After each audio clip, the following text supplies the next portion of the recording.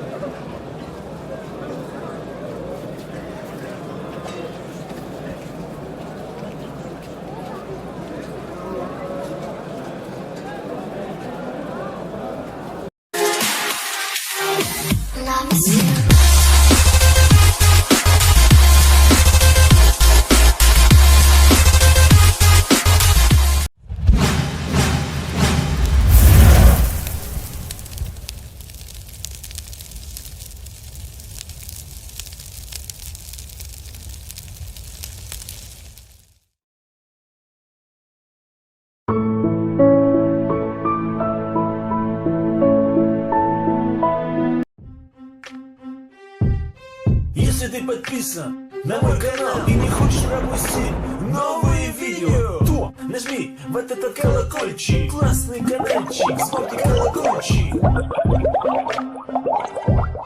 Если ты подписан на мой канал и не хочешь пропустить новые видео, то нажми вот этот колокольчик. Ты чё, что ли?